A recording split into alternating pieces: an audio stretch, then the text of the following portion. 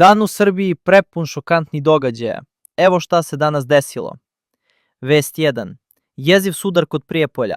Automobil podletao pod autobus. Prizor koji ostavlja bez daha. Vest 2.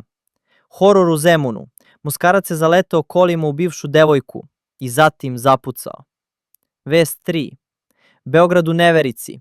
Muškarac ušetao u policijsku stanicu sa kesom punom ljudskih kostiju.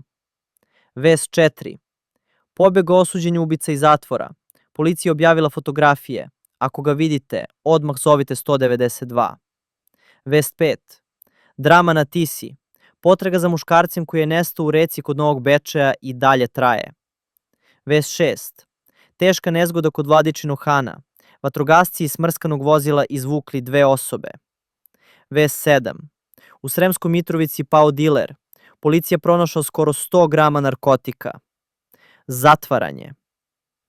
Crna hronika nikad mirnija, a ovo je samo jedan dan. Šta vi mislite?